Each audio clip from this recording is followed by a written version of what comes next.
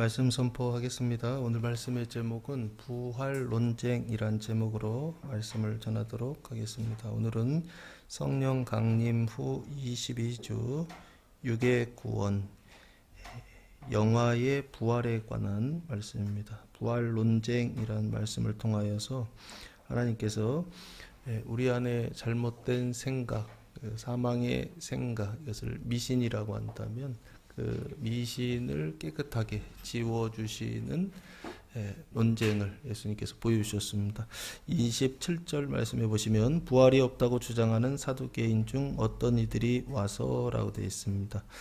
지금 사람들이 왔죠. 근데 이제 그 사람이 이름이 뭐냐면 사두개인이라고 되어 있습니다.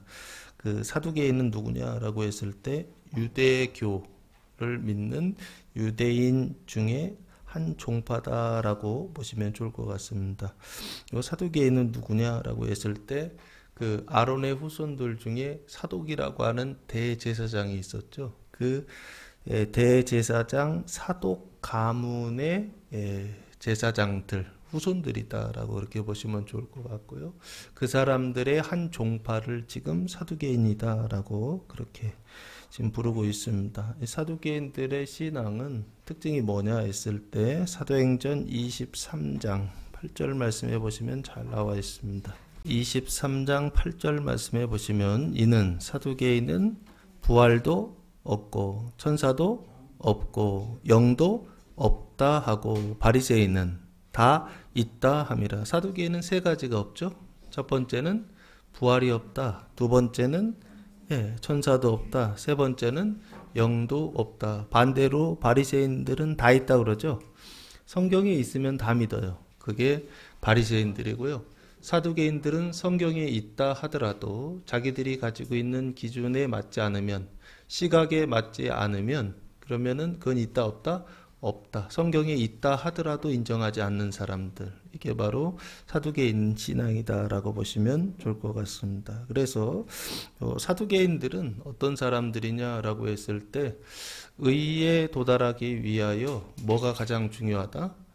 제사라고 하는 의식이 가장 중요하다라고 믿고 신앙생활하고 있었던 사람들, 이게 바로 사두개인이다라고 보시면 좋을 것 같습니다. 그래서 제사라고 하는 것이나 제사 의식이라고 하는 것은 눈에 보이는 아주 분명한 일이잖아요. 그래서 그 눈에 보이는 분명한 일을 통해서만 의에 이를 수 있다라고 하는 신앙을 가지고 있습니다. 이 사람들은 제사 의식을 통해서 구원에 이를 수 있다라고 하는 그 신앙을 가지고 눈에 보이는 것이요. 그래서 현실주의 신앙이라 보시면 어떨까 싶습니다. 이성적이고 그리고 요즘 이야기하면 과학적인 사고 있잖아요. 그래서 이것을 이신론이라 부르거든요. 하나님을 믿기는 믿어. 그런데 논리적이어야 되고, 그리고 하나님을 믿기는 믿어. 근데 자기 이성의 기준에 합해야만 돼요. 그렇지 않으면 그 하나님은 하나님이다 아니다? 하나님이라고 인정하지 않는 사람들, 그게 바로 누구냐면 2000년 전에 예수님 당시에 사두개인이고 지금도 이 신앙을 가진 사람들이 있다 없다? 있다. 그러니까 우리나라 같은 경우에 예전에는 하나님을 믿을 때 성경에 있으면 다 믿었거든요. 근데 요즘은 잘 안 믿어요. 왜 안 믿냐 했을 때 논리적으로 맞지 않다는 거예요. 과학적으로 맞지 않다는 거예요. 현실적으로 맞지 않다는 거예요. 그래서 하나님을 믿는다 안 믿는다? 자기 마음대로 다르게 믿어요. 이런 사람들이 엄청 많이 있습니다. 이 사람들의 특징은 뭐냐 했을 때 오늘 주제는 부활이 없다라고 되어 있잖아요. 그래서 부활이 없다고 주장하는 사두개인 중, 그러니까 대부분의 사두개인들은 다 부활이 없다고 믿어요. 근데 그 중에 어떤 이들이 왔다라고 되어 있습니다. 요 부활이 없다 할 때 부활이라고 하는 단어는 아나스타시스라고 하는 아주 독특한 단어를 사용했습니다. 아나스타시스라고 하는 헬라어를 사용했는데 원래 뜻은 뭐냐 했을 때 일어서는 겁니다. 근데 다시 일어서기라고 하는 뜻을 가지고 있고요. 의미를 가질 때에는 죽음에서 다시 살아나는 뭐 이런 이런 뜻을 가지고 있습니다. 그러니까 부활이 없다고 주장하는 사두개인 중, 논쟁하는 사두개인 중 어떤 이들이 예수님께 왔다는 것입니다. 이 와서라고 하는 단어는 프로셀코마이라고 하는 단어를 사용했는데요. 접근하다, 가까이에 접근했다라고 하는 뜻입니다. 거기가 어딜까요? 예수님 계신 곳으로 왔겠죠? 그 장소를 좀 찾아봤더니 요한복음 10장 23절 말씀해 보시면 예수님께서 잘 다니시던 장소가 있습니다. 요한복음 10장 23절 예수께서 성전 안 어디요? 솔로몬 행각에서 거니시니라고 되어 있죠. 성전이 있고 그 성전 안에는 행각이 두 가지가 있습니다. 그 행각이 백성들의 그 이제 이방인의 뜰이라고 하는 곳이 있는데 성전 안이 있고 바깥에 뜰이 있어요. 뜰이요. 그 뜰에는 행각이 두 가지가 있다라고 보시면 좋을 것 같은데요. 동쪽에는 솔로몬의 행각이라고 하는 여기 나와 있죠. 솔로몬의 행각이라고 하는 있었고 그리고 남쪽에는 행각은 행각인데요. 왕의 행각이다라고 하는 두 행각이 있었다라고 하는 것입니다. 예수님이 계셨던 곳은 어디냐면요. 솔로몬 행각에 계셨다라고 보시면 좋을 것 같습니다. 요 솔로몬 행각에는 누가 모였느냐라고 했을 때 바리새인들 있죠. 서기관들과 랍비들 뭐 이런 사람들이 모이던 장소 거기가 바로 여기 솔로몬 행각이고요. 반대로 제사장들 있잖아요. 제사장들이 주로 모이는 데가 어디냐면 왕의 행각이다. 그 왕의 행각은 뭐로 만들어졌냐면은 그 로마의 그 고딕 양식의 그 건물 있죠. 그 기둥 있잖아요. 그리스 로마 양식의 그 기둥, 큰 기둥으로 세워져 가지고 그래서 지붕을 씌워져 있는 어떤 그런 곳입니다. 그러다 보니까 누가 그 자리에 항상 모이냐면 사두개인들이 그 자리에 모여요. 사두개인들의 신앙은 뭐라고 그랬죠? 현실주의라고 했잖아요. 눈에도 딱 보기에도 좋은 어떤 그런 곳이요. 지금 여기가 왕의 행각의 자리인데요. 그 왕의 행각에 있었던 사두개인들이 지금 어디로 넘어온 거냐면 바리새인들이 모여 있는 솔로몬 행각으로 넘어왔다. 근데 원래는 잘 넘어오지 않습니다. 예? 원래 서로가 앙숙이에요. 서로가 원수지간처럼 그렇게 지내는데 그래서 남쪽에는 항상 사두개인들 제사장들이 모이고 그리고 동쪽에는 항상 랍비들 바리새인들이 모여서 서로가 어떻게 하고 있느냐 경쟁하고 있었던 어떤 성전의 체계였다라고 보시면 좋을 것 같고요. 지금 부활이 없다고 주장하는 바리새인들이 남쪽에서 어디로 왔느냐? 예수님이 계셨던 그 솔로몬 행각 동쪽으로 지금 왔다는 것입니다. 그냥 왔을까요? 어떤 이유와 목적을 가지고 왔겠죠. 그래서 28절 말씀해 보시면 물어 이르되 예수님께서 질문을 지금 드리죠. 근데 그게 시험이라 라고 보시면 좋을 것 같습니다. 자기들은 질문할 때는 모를 때 질문하는 게 일반적이잖아요. 근데 이 사람들은 왜 모른다 한다. 알고 있어요. 알고 있는데 질문해. 그건 뭐죠? 시험이다라고 보시면 좋을 것 같습니다. 선생님이요. 모세가 우리에게 써주기를 만일 어떤 사람의 형이 아내를 두고 자식이 없이 죽으면 그 동생이 그 아내를 취하여 형을 위하여 상속자를 세울지니라 하였나이다 라고 말씀하고 있습니다. 예수님께 지금 질문하고 있죠. 부활이 없다고 주장하는 사람들이 지금 부활을 가지고 부활이라고 하는 주제를 가지고 지금 예수님께 시험하고 싶은 것입니다. 근데 그 근거가 뭐냐 했을 때 모세가 우리에게 써주기로 하면서 뒤에 나오는 내용이 고엘법이고 제대결혼이라고 하는 이 제도입니다. 어디 나오냐면요. 신명기 25장 모세오경에 나오는 내용인데요. 신명기 25장 5절 말씀해 보시면 죽은 형제에 대한 의무, 형제들의 의무가 있죠. 위에 형이 죽었어. 그럼 밑에 동생이 이렇게 해야 된다라고 하는 의무 규정이 있습니다. 형제들이 25장 5절 함께 사는데 그중 하나가 죽고 아들이 없거든 그 죽은 자의 아내는 나가서 타인에게 시집가지 말 것이요 그의 남편의 형제가 그에게로 들어가서 그를 맞이하여 아내로 삼아 그의 남편의 형제된 의무를 그에게 다 행할 것이요 라고 말씀하고 있습니다. 그래서 어떻게 하는 거냐 했을 때 그 여인이 낳은 첫 아들이 그 죽은 형제의 이름을 잇게 하여, 대를 잇는 거죠. 대가 끊어지지 않게 하라는 것입니다. 그 이름이 이스라엘 중에서 끊어지지 않게 할 것이니라 라고 말씀하셨습니다. 이것을 고엘법이라고 하고, 이것을 고엘법이라고 하는 것은 형제의 의무, 형제의 그 책무에 대한 법입니다.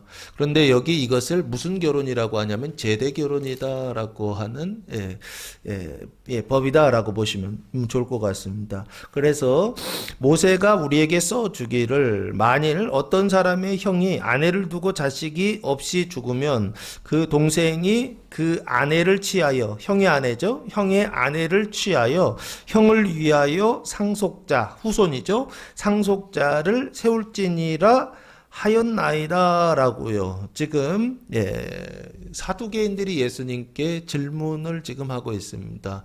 근데 지금 부활이 없다라고 하는 것을 질문하기 위하여 지금 뭐를 근거로 들고 있죠? 모세의 율법, 그 중에서도 제대결혼이라고 하는 이 고엘법을 들어다가 부활이 없다라고 하는 것에 근거로 지금 삼고 있죠. 그래서 누구를 시험하고 있다? 예수님을 시험하고 있다라고 보시면 좋을 것 같습니다. 그래서 제가 이렇게 보니까요, 질문이 세 가지예요. 첫 번째 질문이 있고, 두 번째 질문이 29장부터 죽는다라고 하는 질문이 있고요. 세 번째 보니까 33절에서 아내를 취한다라고 하는 이런 질문이 있어요. 왜 이렇게 알았느냐? 질문이 세 개인 것은요, 이것만 보면 몰라요. 근데 예수님의 대답을 보니까 질문이 세 개였구나라는 걸 알았어요. 처음에 그냥 볼 때는 하나의 질문인 줄 알았어요. 부활이 없다라고 하는 것을 주장하기 위해서 모세의 이 근거, 성경 율법을 근거로 들어가지고서 지금 질문하고 있구나, 이렇게 생각했는데 그게 아니고 이거 하나가 지금 질문이더라고요. 왜? 예수님이 나중에 대답을 하시는데 세 가지를 대답하세요. 첫 번째 대답, 두 번째 대답, 세 번째 대답이 나와요. 그러면 앞에 나왔던 질문을 다시 이렇게 역추적해서 보니까 질문이 세 개더라고요. 이게 이제 첫 번째 질문입니다. 그리고 두 번째 질문이 29절부터 나오는데요. 그런데 7형제가 있었는데 마지가 아내를 취하다가 자식이 없이 죽고, 첫째가 죽었죠? 그리고 둘째와 셋째도 그를 취하고, 형의 아내를 취하고, 일곱이, 넷째, 다섯째, 여섯째, 일곱이 다 그와 같이 자식이 없이 어떻게 됐다? 죽었다라고요. 그리고서 그 후에 여자도 어떻게 됐다? 죽었나이다라고 그렇게 예수님께 지금 묻고 있습니다. 이게 두 번째 시험입니다. 그래서 7형제가 다 어떻게 됐다? 죽었다. 플러스 누구도 죽었다? 그 여자도 죽었다라고 예수님께 지금 묻고 있어요. 그리고 나서 세 번째 33절 말씀해 보시면, 일곱이 다 그를 아내로 취하였으니, 일곱 형제죠. 그를 한 여자를 아내로 취하였으니 부활 때에 그 중에 누구의 아내가 되리까라고 말씀하고 있습니다. 그러면 지금 여기요, 일곱이 다 그를 아내로 취하였다라고 돼 있죠. 그렇죠? 그러면은 남자가 여자한테 장가가고 여자가 남자한테 어떻게 된 거예요? 시집 왔다, 이 얘기잖아요. 그렇죠? 그래서 부활 때에는 그 중에 누구의 아내가 되리까라고요. 그렇게 세 번째 질문을 지금 드린 겁니다. 그래서 눈으로 볼 때는 누구의 아내입니까? 라고 하는 질문이지만 실제로는 뭐냐라고 했을 때 나중에 예수님의 대답을 보면요, 시집가고 남자는 장가가고 여자는 시집간다라고 하는 질문을 드린 겁니다. 보니까 거기에 대하여 예수님께서 세 가지로 이렇게 쭉 대답하시는데, 그 전에 먼저 이 사람들이 가지고 있는, 그 사두개인들이 가지고 있는 질문, 그 시각을 좀 알 필요가 있습니다. 여기서 이들이 이야기하는 것은 현실주의라고 했잖아요. 이 사람들은 현실의 기초에서, 눈에 보이는 것이요, 물리의 기초에서 어떻게 하느냐, 지금 예수님께 지금 질문을 드리는 것입니다. 그래서 이 죽는다라고 하는 것도 뭐의 죽음밖에 모르느냐라고 했을 때 이 육신의 죽음 있잖아요. 이거밖에 모르고 결혼도 뭐밖에 모르느냐 했을 때 육신의 결혼, 눈에 보이는 결혼밖에 몰라요. 이 사람들의 지금 생각은요. 그래서 예수님께 질문할 때 이 사람들이 가지고 있었던 부활에 대한 부활이 없다고 주장하는 사두개인들의 질문은 눈에 보이는 현실적인 질문이었습니다. 근데 이제 문제는 뭐냐면요. 예수님의 대답은 이것과는 전혀 다른 차원의 시각을 가지고 예수님께서 여기에 대하여 대답을 하시더라는 것입니다. 그래서 먼저 우리가 부활이 뭔지를 좀 알 필요가 있습니다. 이 사람들이 생각하는 부활은 눈에 보이는 부활이었어요. 근데 예수님께서 생각하신 부활은 눈에 보이지 않는 부활을 말씀하고 있더라라고 하는 것입니다. 그럼 부활이 뭐냐라고 했을 때 죽은 자가 다시 살아나는 것입니다. 그 죽은 자가 다시 살아난다라는 건 뭐냐라고 했을 때 육신이 죽었다가 육신이 다시 살아나는 부활 이게 있습니다. 그런데 성경에서 말하는 부활은 그게 전부가 아닙니다. 그건 표징인 것뿐이고 실제로 성경이 말하는 부활은 사망에서 생명으로 일어나는 것이요. 다시 살아나는 것 이것을 부활이라고 성경에서 계속 끊임없이 말씀하고 있습니다. 사망에서 생명으로 일어나는 것 하나님의 생명으로 다시 태어나는 것 이걸 부활이라고 말씀하고 있다고요. 그러면 부활이라고 하는 것은 성경에서 말하는 부활의 언약은 총 4가지다라고 보시면 좋을 것 같습니다. 첫 번째는 뭐냐라고 했을 때 영혼의 부활인데요. 칭의 중생했을 때 영혼 죽었던 영혼이 살아납니다. 그래서 이 부활은 뭐냐 했을 때 영혼의 부활이다. 칭의 중생은 영혼의 부활이다라고 보시면 좋을 것 같고요. 그리고 이 성화와 완전이라고 하는 은총이 있습니다. 이게 뭐냐? 육신의 부활이다라고 보시면 좋을 것 같습니다. 그리고 세 번째 부활은요, 몸의 부활이라고 하는 것이 있습니다. 이 몸의 부활은 뭐냐? 이스라엘의 언약이 성취되는 영생의 부활이다라고 보시면 좋을 것 같고요. 네 번째 부활은 뭐냐 했을 때 삶의 부활이 있습니다. 이 삶의 부활은 뭐냐 했을 때 바다가 사망에서 생명으로 다시 살아나는 부활을 성경이 말씀하고 있다는 것입니다. 그러니까 성경에서 말하는 부활이라고 하는 것은 하나가 아니다라고 하는 것입니다. 성경에서 말하는 부활은 하나이면서 내시고 내시면서 하나다라고 보시면 좋을 것 같아요. 첫째가 뭐냐라고 했을 때 영혼의 부활, 두 번째는요 육신의 부활, 세 번째는요 몸 소마의 부활, 네 번째는요 삶의 부활, 조에라고 하는 삶의 부활 4가지가 있다. 이건 제가 혼자 정리한 겁니다. 성경을 보면서 성경에서 말하는 죽은 자가 살아나는 사망에서 생명으로 일어나는 부활이 이게 부활이라고 한다면 그 부활이 어떤 게 있을까? 구약의 언약이 이 4가지로 되어 있고 신약의 성취가 이 4가지로 성취되고 있습니다. 어쨌든 이 4가지를 가지고 예수님의 대답을 보셔야 예수님의 대답이 시각으로 보입니다. 그래서 34절 말씀해 보시면 예수께서 이르시되 대답하신 것이죠. 근데 이 대답은 어떤 대답이냐? 잘못된 부활 신앙에 대한 사두개인들의 그 잘못된 신앙이요. 그 사망의 그 신앙에 대한 대답이다라고 보시면 좋을 것 같습니다. 근데 예수님께서 이렇게 대답하시는 이유가 뭐냐라고 했을 때 일부러 예수님 3가지를 꼼꼼히 다 반대로 대답하시거든요. 1번, 2번, 3번 A, B, C로 질문했을 때 예수님은 C-, B-, A-로 반대로 대답하세요. 그래서 이걸 대꾸법이라고 합니다. 근데 이렇게 대답하신 이유가 뭐냐라고 했을 때 학개서 2장 6절 말씀해 보시면 만군의 여호와가 이같이 말하노라 조금 있으면 내가 하늘과 땅과 바다와 육지를 모할시킬 것이다. 진동시킬 것이요 라고 말씀합니다. 이 진동은 누가 시키는 진동이다? 하나님께서 시키시는 진동이다 라고 하는 것입니다. 이 진동을 시키시는 이유가 뭐냐라고 했을 때 7절 또한 모든 나라를 진동시킬 것이며 모든 나라의 보배가 이르리니 내가 이 성전에 영광이 충만하게 하리라. 만군의 여호와의 말이니라 라고 말씀하고 있습니다. 이 성전은 스룹바벨 성전입니다.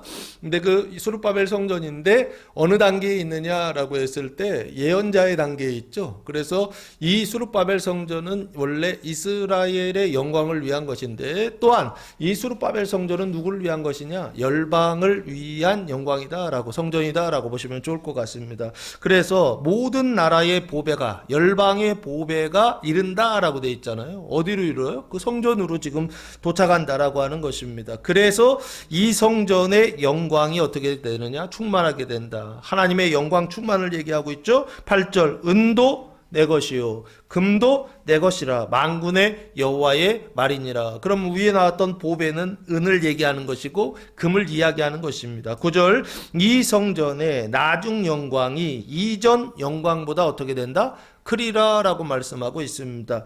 그 이전 영광보다도 크게 하시려고, 나중 영광이 이전 영광보다도 크게 하시려고 하나님께서 어떻게 하신다고요? 그 솔로몬의 영광입니다. 이전의 영광은 솔로몬의 그 성전보다도 더 크게 하시려고 하나님께서 뭘 하시느냐 했을 때 하늘과 땅과 바다와 육지를 진동시킬 것이다 라고 말씀하고 있습니다. 내가 이곳에 평강을 주리라 만군의 여호와의 말이니라 라고 말씀하고 있어요. 그러면 오늘 말씀이요, 부활이 없다고 주장하는 사두개인들의 그 시험에 대하여 예수님 대답하시는 것은 왜 대답하시느냐 했을 때 진동하시는 일입니다. 뭐를 진동하시는 것이냐 했을 때 흔드시는 것입니다. 뭘 흔드시느냐 했을 때 그들의 신앙을 흔드시고 그들의 생각을 흔드시고 그 사망의 생각을 지금 흔드시는 것입니다. 그 영벌을 흔드셔서 어떻게 하게 하시느냐라고 했을 때 그 스룹바벨 성전으로 다시 돌아오게 하시려고요. 그래서 이전 영광이 낮은 영광이 이전 영광보다도 더 크게 하시려고 하나님께서 하시는 일이 뭐냐 했을 때 흔드신다. 네 가지를 흔드시는데 하늘과 땅을 흔드시고 바다와 육지를 흔드신다라고 되어 있습니다. 특별히 하늘과 땅을 흔드시는 이 하나님의 진동은 뭐냐라고 했을 때 이거를 영혼의 부활과 육신의 부활이다라고 보시면 좋을 것 같고, 그리고 바다와 땅을 흔드신다라고 할 때 그 바다를 영화의 부활이다, 삶의 부활이다라고 보시면 좋을 것 같고, 그리고 땅을 흔든다 할 때 그걸 몸의 부활이다라고 보시면 좋을 것, 이스라엘의 부활이다라고 보시면 좋을 것 같습니다. 어쨌든 예수님께서 그 이전 영광보다도 더 큰 영광을 주시기 위하여 나중 영광이 더 크게 하시려고 하나님 하시는 일이 뭐냐 했을 때 진동하시는 일을 하신다는 것입니다. 땅을 진동하고 그 사망을 진동하고 잘못된 신앙을 진동하고 잘못된 생각을 진동하고 잘못된 기초 위에 세워져 있는 그 신앙 자체를 하나님께서 흔들어서 무너뜨리신다는 것입니다. 그래서 어떻게 하시나? 다시 돌아오게 하신다는 거예요. 그래서 그 수룹바벨 성전이 세워졌던 그 성전으로 누가 들어오느냐? 열방이 들어올 것을 하나님께서 학개 선지자를 통해서 지금 언약하고 있는 게 아닌가. 그래서 뭐를 세워라?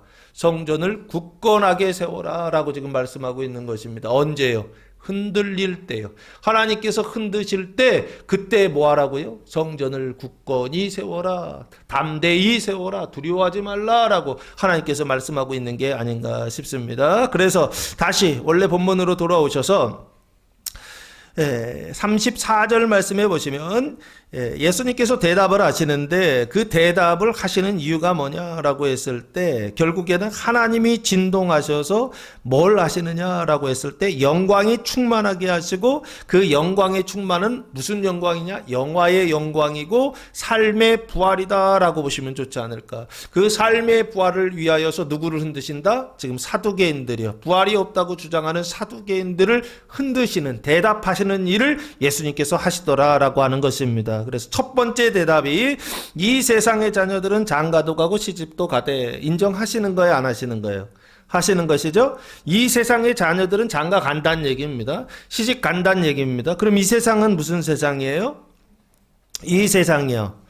이 세상은 지금 살고 있는, 예수님이 살고 있는, 지금 이제 사두개인들이 살고 있는 이 세상을 얘기하는 것이죠. 그럼 눈에 보이는 세상을 지금 말하는 것입니다. 그것을 물리적으로는 3차원이라고 하고, 그것을 종교적으로는 육신의 세상이다라고 그렇게 보시면 좋지 않을까. 근데 그 세상은 지금 예수님 당시에 사두개인들이 경험하고 있는 세상은 어떤 세상이었나요?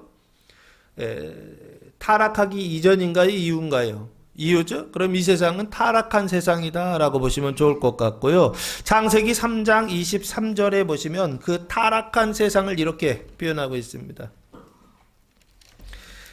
창세기 3장 23절 말씀해 보시면 아담과 하와가 선악과를 따먹고 타락했죠. 그때 하나님의 조치가 나옵니다. 여호와 하나님이 에덴 동산에서 그를 내보내요. 이거를 조금 교양 있게 말한 거죠. 쫓아냈다라고 보시면 좋을 것 같습니다.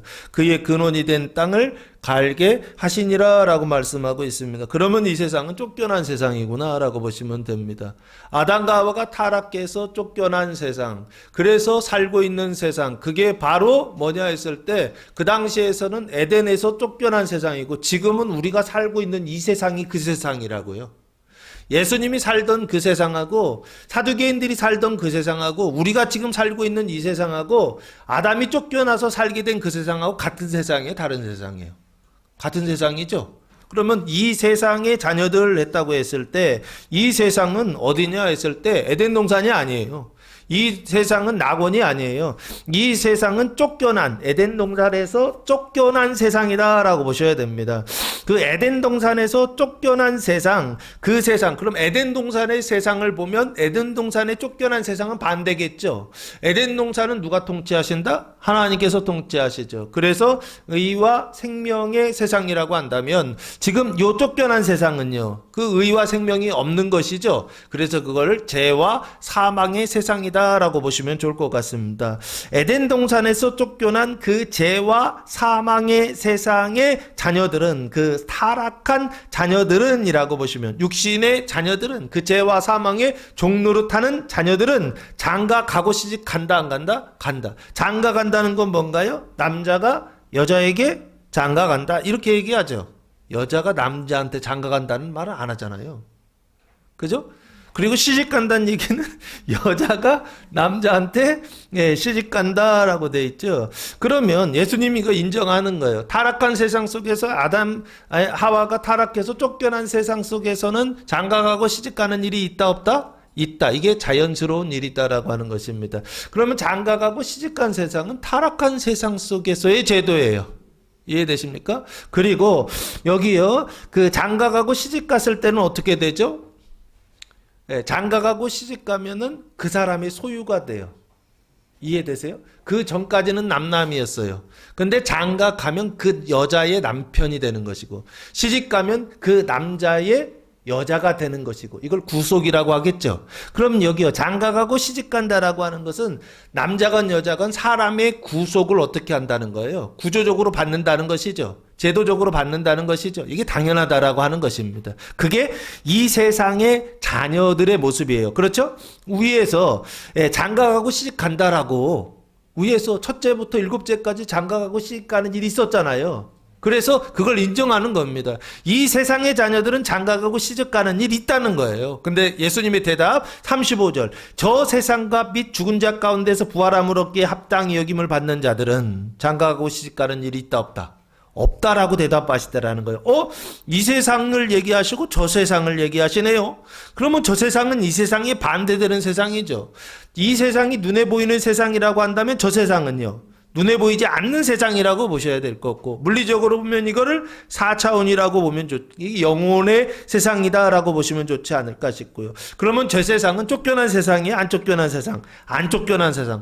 에덴 동산 그 낙원의 세상이라고 보시면 좋지 않을까 싶습니다. 그 낙원의 세상 속에서는 죄의 문제 해결됐다 안 됐다? 해결됐죠. 의가 됐죠. 그리고 사망의 문제 해결됐다 안 됐다? 해결됐죠. 생명이 됐죠. 의와 생명의 상태에 있는 세상이죠. 이해되십니까?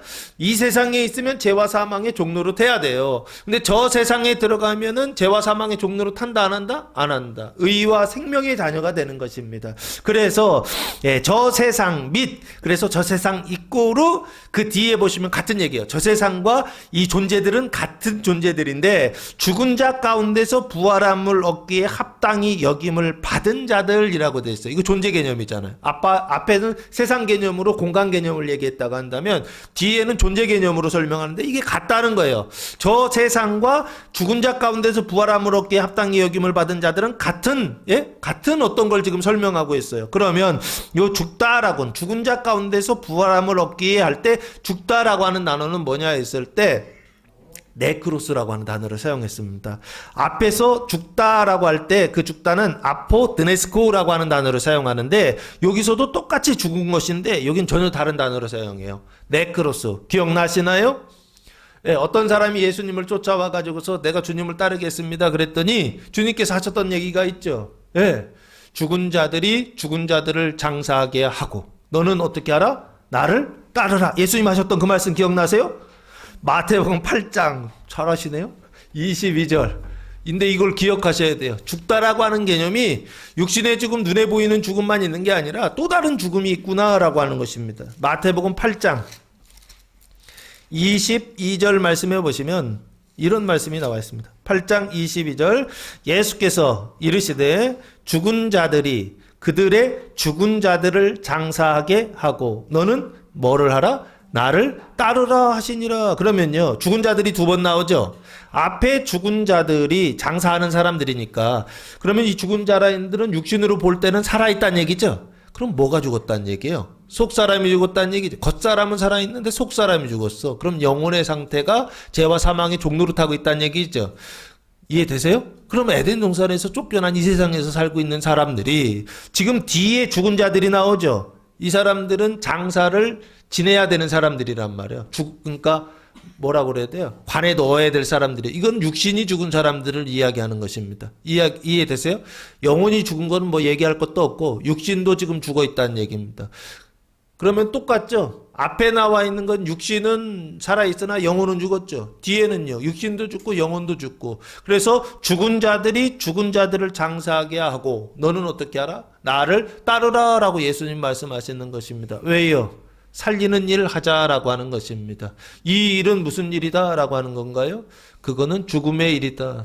그 사망을 생명으로 바꿀 수 있는 일 아니다 라고 예수님 말씀하시는 게 아닌가 싶습니다. 그거는 어떻게 된다? 매번 똑같다는 거예요. 이 세상의 일이다 라고 하는 것입니다. 죄와 사망의 종노릇하는 일이다 라고 하는 것입니다. 그래서 지금 사두개인들이 예수님께 와서 지금 물었던 거예요. 뭐냐? 33절에 일곱이 다 그를 아내로 취하였으니 부활 때에 그 중에 누구의 아내가 되리까 하니까 예수님이 그거에 대한 대답으로 다시로 지금 34, 35절 말씀하신 거예요. 이 세상의 자녀들 장가가고 시집간다. 맞다. 그런데 저 세상과 죽은 자 가운데서 부활함을 얻기에 합당히 여김을 받은 자들은 그러면 여기 죽은 자 가운데서라고 돼 있잖아요. 그럼 이건 육신의 죽음을 얘기하는 게 아닙니다. 예, 여기서의 죽음은 뭐냐? 영혼의 죽음을 이야기한다라고 보시면 좋지 않을까 싶습니다. 그 영혼의 죽음은 뭘 얘기하느냐? 그 죄와 사망의 종노릇하는 죽음을 이야기하는 것입니다. 그래서 종노릇해서 범죄하면 어디 간다? 영벌에 가는 그 죽음을 지금 이야기하는, 이건 눈에 보이는 죽음을 얘기하는 게 아닙니다. 죽은 자 가운데서, 이 가운데라고 하는 단어가 에크라고 하는 전치자를 사용했는데요. 에크라고 하는 것은 안에서 밖으로라고 하는 뜻입니다. 그 안에서 밖으로 부활함을 얻기에 이런 뜻이에요. 그러면 이 얘기는 무슨 얘기인가요? 죄와 사망이 다스리는 공간이 있는 거예요. 그 공간에서 밖으로라는 뜻이라고요. 그 밖으로면 죄와 사망이 다스리는 공간 밖으로 나가면은 그 밖에는 죄와 사망이 안 다스리겠죠. 그러면 그 세상이 뭐냐 했을 때 의와 생명의 나라다. 하나님 나라다라고 그렇게 보시면 좋지 않을까 싶습니다.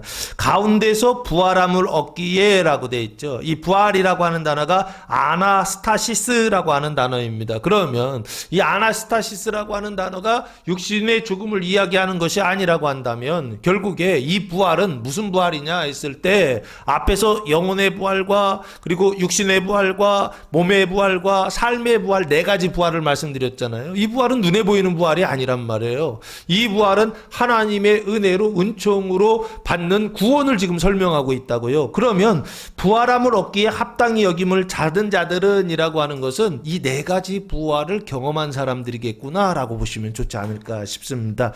그래서 이 받은 자들이라고 하는 것은 받은 사람들이고 앞에서 세상의 자녀들 했으니까 여기도 자녀는 자녀야. 근데 무슨 자녀냐? 낙원의 자녀, 에덴 동산의 자녀, 하나님의 자녀, 이 세상의 자녀, 저 세상의 자녀들이라고 보시면 눈에 보이지 않는 세상이요. 에덴 동산에 들어간 자녀들이라고 보시면 좋지 않을까 싶고요. 그래서 이 사람들의 상태는 하나님의 통치를 받고 있으니까 의와 생명의 생명 생명으로 어떻게 부활한 다시 산 자들은 장가가고 시집가는 일이 있다 없다? 없다. 그 얘기는 무슨 얘기인가요? 이제는 육신의 구속이 필요하다 없다? 없다는 것입니다. 그래서 결혼은 지옥이다라는 얘기가 있었던 것 같아요. 예, 왜 결혼은 지옥이냐 했을 때 그 결혼이라고 하는 제도 자체가 구속이에요. 보니까요. 무슨 구속이냐 했을 때 이 세상의 자녀들이 받는 벌 같은 거예요. 보니까요. 그래서 여기 뭐라고 말씀하고 있느냐, 장가가고 시집가는 일 없다라고요. 그러면 저 세상과 및 죽은 자들 가운데서 부활함을 얻기에 합당히 여김을 받은 자들이 남 얘기인가요? 이 예수 믿고 구원받은 사람들 얘기예요. 근데 그 예수 믿고 구원받은 사람들은 뭐로부터 자유롭게 되느냐 했을 때 장가가고 시집가는 일로부터 자유롭게 된다는 것입니다. 장가가는 일도 없고 시집가는 일도 없다라고 예수님께서 말씀하고 있습니다. 장가가고 시집가는 일은 그 죄와 사망, 죽음의 그 사망 세상 속에서 하는 일이고, 오히려 저 세상 죽은 자들 가운데서 부활함을 얻기에 합당히 여김을 받은 자들은 그것과는 전혀 상관없는 장가가고 시집가는 일이 전혀 없는 세상 속에서 살고 있다라고 하는 것입니다. 그래서 일곱이 다 그 아내를 취하였으니 부활 때에 누구의 아내가 되리까? 이 세상의 자녀들은 장가가고 시집을 가는데, 예? 그것에 대하여 예수님은 뭐라고 말씀하시는? 야, 장가가고 시집가는 것은 미신이야 라고 하는 것이죠. 장가가고 시집가는 것은 이 세상의 자녀들이 하는 일이야 라고 하는 것이죠. 그 장가가고 시집가는 것이 본질이다 라고 생각하면 안 된다라고 하는 것입니다. 여기에서 필요해서 하나님께서 주신 것입니다. 그것을 통하여서 인자의 그 고난과 죽음을 경험하고 어디에 돌아오라고요? 이 세상이 소망의 동산이 아니다라고 하는 거, 이 세상이 이 즐거움의 동산이 아니다라고 하는 거, 낙원으로 돌아오는 수단으로서 하나님께서 만들어 놓으신 것이 아닌가. 그리고 예수님이 분명히 말씀하십니다. 장가가고 시집가는 일 없다라고요. 그리고 나서 두 번째 대답하십니다. 36절 말씀해 보시면 그때 첫째도 죽고 그래서 7 형제가 다 죽고 그리고 아내도 죽었다고 했잖아요. 그거에 대한 대답이 36절입니다. 그들은 다시 뭐 할 수도 없다. 죽을 수도 없다. 그들은 바로 위에서 저 세상의 자녀들을 얘기하는 것입니다. 저 세상의 자녀들을 나중에 보면 부활의 자녀, 하나님의 자녀라고 했어요. 그러면 이 부활의 자녀들은 다시 죽는다, 안 죽는다? 안 죽는다는 것입니다. 하나님의 자녀들은 죽는다, 안 죽는다? 안 죽는다라고 예수님 말씀하세요. 그 저 세상의 자녀들요, 눈에 보이지 않는 세상에 들어간 자녀들이요. 그래서 눈에 보이는 이 세상이요, 타락한 이 세상이요, 죄와 사망이 다스리는 이 세상에서 밖으로 나간 자들은 다시 죽는다, 안 죽는다? 안 죽는다라고 되어 있다고요. 그러면 이 다시 죽지 않는다라고 하는 건 뭐가 안 죽는다는 거예요? 육신이 안 죽는다는 얘기하는 게 아닙니다.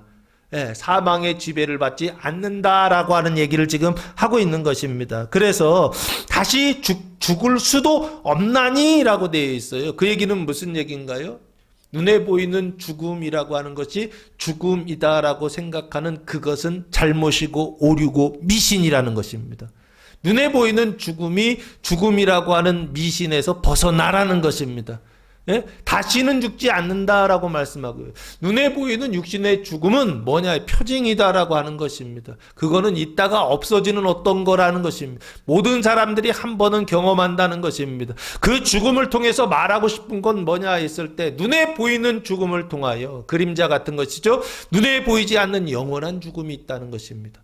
눈에 보이는 죽음은 한 번 있지만 눈에 보이지 않는 죽음은 영원한 죽음입니다. 그래서 이 세상의 자녀들은 죽는다, 안 죽는다? 죽습니다. 눈에 보이는 죽음을 경험합니다. 그러나 저 세상의 자녀들이요, 하나님의 자녀들이요, 부활의 자녀들은 죽음을 경험한다, 경험하지 않는다? 경험하지 않는다라고 하는 것입니다. 눈에 보이는 그 한 번의 죽음을 경험하지 않는다는 걸 얘기하는 것이 아니라 영원한 죽음을 경험하지 않는다는 것입니다. 왜 그렇죠? 그 죄와 사망의 종노릇하는 곳에서 옮겨졌기 때문에 그렇습니다. 거기에서 빠져나왔기 때문에 그렇습니다. 출애굽됐기 때문에 그런 것입니다. 그래서 그들은 다시 죽을 수도 없나니라고 예수님 말씀하고 있습니다. 그러면 죽음이라고 하는 것이요, 육신의 죽음이요, 사두개인들이 예수님께 질문했던 7 형제가 죽고 그 아내가 죽었다라고 하는 이 죽음은 예수님 보셨을 때 영원한 죽음이다? 아니죠. 일시적인 단 한 번 경험하는 죽음이죠. 이게 표징이라고요. 어떤 죽음이 있다고요? 영원한 죽음이 있다라고 하는 표징이요.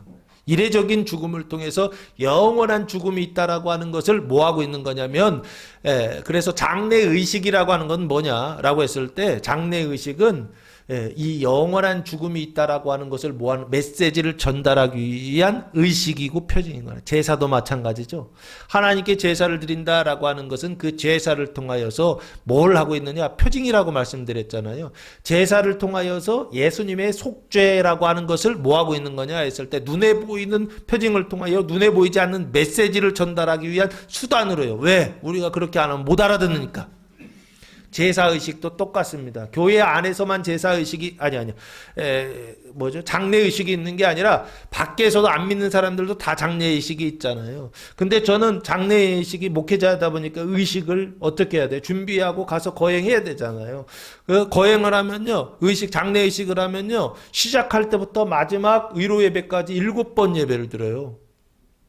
제가 7번 준비해서 7번을 가야 돼요. 장례식 할 때요. 갈 때마다 제 생각이 드는 게 뭐냐면요. 아유, 이렇게 힘든 걸 왜 하는지 모르겠어. 이게 제 생각이었어요. 장례식이 너무 힘들어. 장례를 치르는 식구들도 힘들지만 그걸 인도하는 장례의식을 절차를 인도하는 목회자도요. 쉽지 않아요. 근데 저는 더 힘들어요. 왜 힘들어? 교회가 작으니까요. 같이 가는 교인들이 없어요. 몰려가가지고서요. 해야 되는데 그렇다고 저희 교인들이 없으니까요. 장례식장 가잖아요. 그러면은 예수 믿는 사람들이요. 한 분밖에 안 계세요. 그럼 둘이서 예배 드려야 돼요. 그래가지고 저 처음 왔을 때는 엄청 힘들었어요. 전 장례식장 가서 예배 드리면서 그래도 20명, 30명은 항상 가거든요. 항상 그런 예배만 드리다가 저희 교회 여기 와가지고서 저 혼자 가요. 왜? 제 아내는 애기 낳아가지고 애기 봐야 돼요. 권사님들은 농번기라 농사일을 하러 가야 되고, 저 혼자 갔어요. 저 혼자. 그래가지고 제 마음이 좀 무거웠었어요. 힘들고. 근데 어느 날 누가 돌아가셔서 갔더니 스님이 앉아 계셔서 목탁을 두드리시면서 목탁 뭐라고 하는지도 몰라. 근데 스님이 목탁을 뜨시면서 앞에서 그 장례 절차를 불교식으로 하고 계시더라고요. 근데 제가 그걸 보고 깜짝 놀랐어요. 왜 놀란 줄 아세요? 혼자 하세요. 아니, 교회는 안 그렇거든요. 항상 교인들이 같이 와가지고 예배드리고 그러는데요. 혼자 하시더라고요. 제가 그걸 보고 도전을 받았어요. 목회자도 혼자 할 수 있다. 그리고 그 뒤부터는요, 제 안에 간다고 해도 오지 말라고 그러고요. 교인들도 오지 말라고 그래요. 그냥 저 혼자 간다. 교인들 안 앉아 있어도 되고, 심지어는 누구도요? 그 가족들 안 앉아 있어도 돼요. 둘이 앉아가지고 예배를 드려도요. 이제, 어디죠? 화장한 다음에 납골하러 가잖아요. 납골하러 가고 뭐 이러면요. 그 납골터가 이렇게 이제 잘 돼 있단 말이에요. 그리고 납골이 밖에 어디죠? 야외에 돼 있는 데도 있거든요. 근데 산꼭대기에 납골 이렇게 하는 데가 있는데 그 납골 그 산꼭대기에 올라가서 들으라 하면서 혼자 외치다고 그랬었어요. 다시 죽을 수도 없나니라고 죽는 것에 대한 미신이 우리 안에 있다라고 하는 것은 한 번의 죽음이 영원한 죽음을 표징하는 수단인데 그게 전부인 줄 알고 이 사람들은 뭐라고 했느냐 형제도 죽고 그리고 여자도 7 형제도 죽고 이 여자도 죽었는데 라고 예수님께 지금 질문하는 것입니다. 근데 예수님이 그 질문에 대해서 지적하시는 거예요. 그거는 잘못된 질문이다 라고 하는 것입니다. 그 육신의 죽음이요. 그 한 번의 죽음은 영원한 죽음을 모하기 위한 메시지를 전달하기 위한 표징이다라고 하는 것입니다. 죽었을 때 영원히 영원한 죽음이라고 하는 것이 있는데 그것에 대하여서 장례 절차가 계속 말하는 것입니다. 2박 3일 동안 그 절차를 통해서 뭐 하는 것이냐라고 했을 때 영원한 죽음이요. 한 번의 죽음을 통하여 영원한 죽음이 있다라고 하는 것을 말하기 위한 수단으로 2박 3일 동안 그 고생을 하는 게 아닌가 싶습니다. 그리고 뭐냐라고 했을 때 돈도 많이 써요. 시간도 써야 되지만 온 가족들 와야 되죠. 그리고 친지 가족들도 와야 되죠. 그 아는 사람들까지 와야 되죠. 얼마나 많은 사람들이 그렇게 왔다 갔다 합니까? 그걸 통해 뭘 얘기하느냐? 이거요. 예수님 말씀하셨던 이겁니다. 다시 죽을 수도 없나니라고. 이 세상의 자들은 죽기도 하고 장례도 치르고 다 합니다. 그러나 여기요. 저 세상의 자녀들은요. 다시 죽을 수 없다라고 예수님 말씀하고 있습니다. 이는 뭐와 동등이다? 천사와 동등이다라고 말씀하고 있습니다. 천사와 동등이라는 것은 천사와 같은 존재다라고 보시면 좋지 않을까 싶습니다. 그 천사와 같은 존재다라고 하는 것은 뭘 얘기하느냐? 그의 영혼이 어떤 존재가 됐다는 거예요.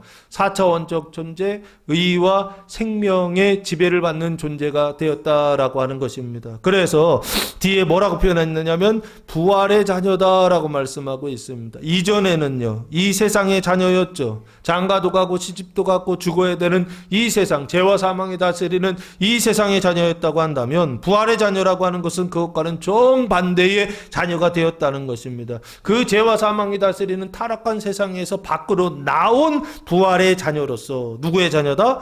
하나님의 자녀다라고 말씀하고 있습니다. 여기 하나님의 자녀라고 할 때 하나님이라는 단어가 네오스라고 하는 단어를 헬라어를 사용했는데요.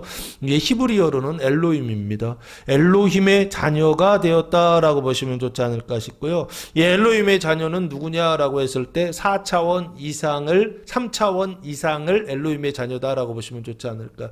눈에 보이는 이 세상이 있잖아요. 이 육신의 세상을 넘어서 4차원 눈에 보이지 않는 세상과 넘어서 이 세상, 눈에 보이는 세상과 눈에 보이지 않는 세상을 창조하신 아버지 하나님의 그 자리요. 그 자리까지를 뭐라고 부르느냐 했을 때 엘로힘적 세상이라고 하고 엘로힘적 존재들. 그래서 이거를요, 엘로힘이라는 단어가 원래는요, 전능이라고 하는, 전능한이라고 하는 뜻입니다. 그러니까 우리가 이 세상에서 봤을 때는 어떤 거냐, 능력이 있죠. 전능한 어떤 능력을 가진 존재들을 표현할 때 눈에 보이지 않는 존재들이 있잖아요. 천사나 사단이나 그걸 만드신 하나님까지 통칭해서 하나님이라고 하는 단어를 사용합니다.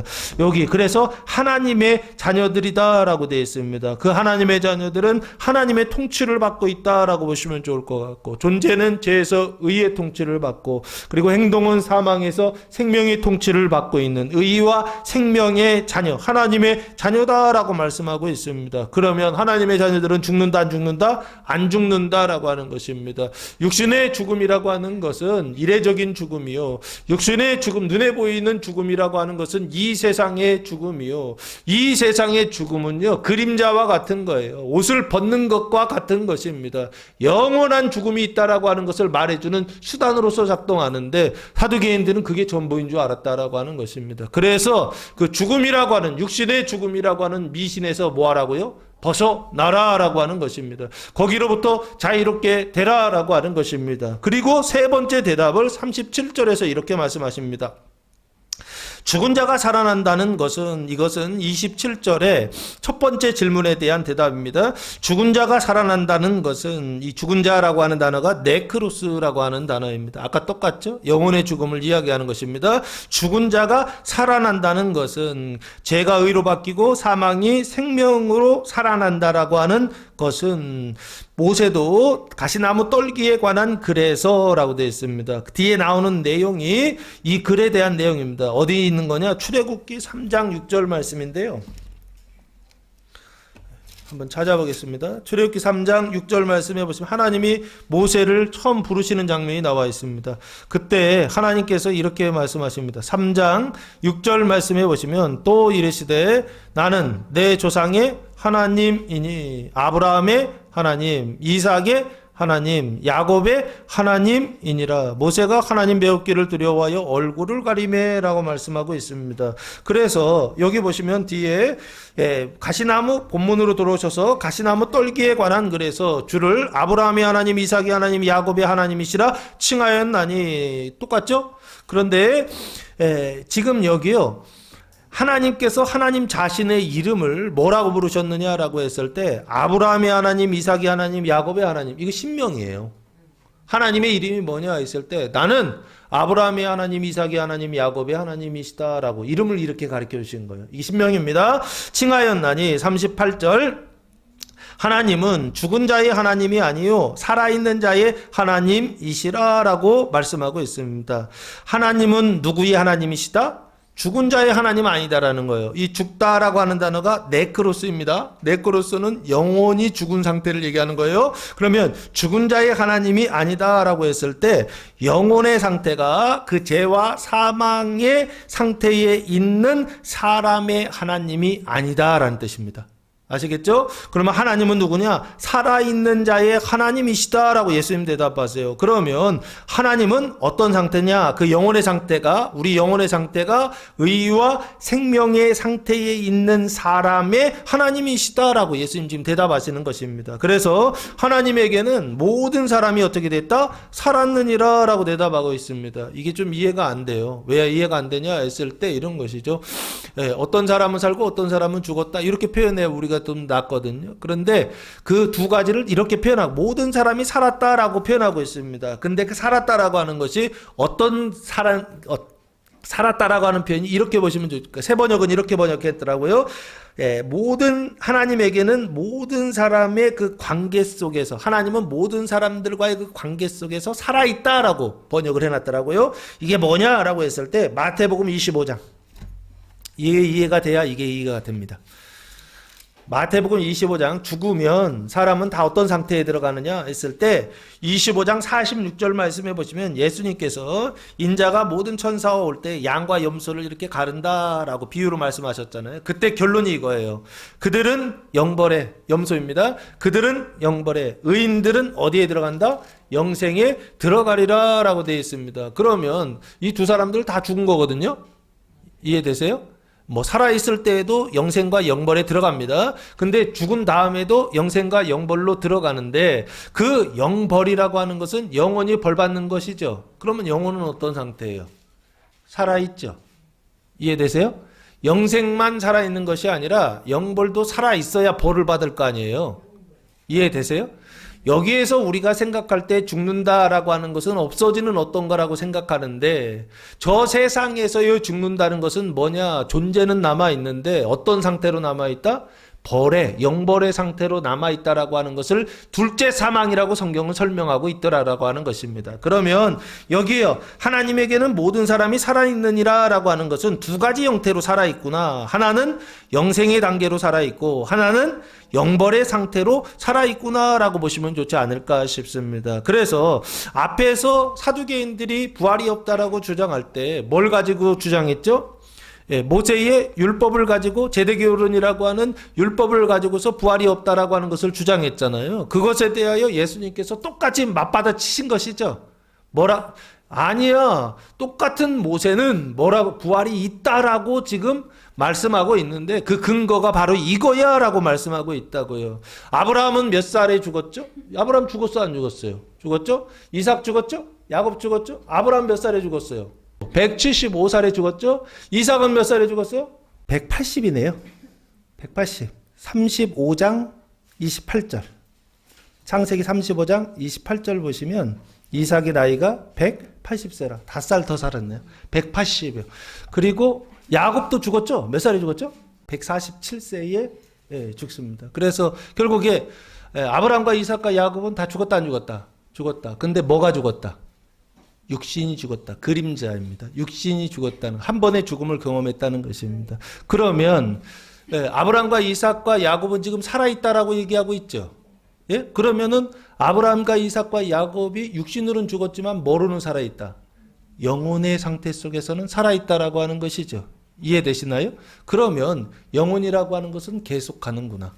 그런데 영혼이 죽는다라고 하는 표현은 뭐냐라고 했을 때 둘째 사망, 영벌을 지금 지옥을 지금 말씀하고 있구나라고 보시면 좋을 것 같습니다. 그래서 지금 여기 사두개인들이 주장했던 바는 뭐냐라고 했을 때 하나님을 이야기할 때 하나님은 죽은 자의 하나님이다라고 이야기했는데 예수님은 뭐라고 살아있는 자의 하나님이시다라고 설명하면서 앞에 그 내용이 잘못됐다라고요.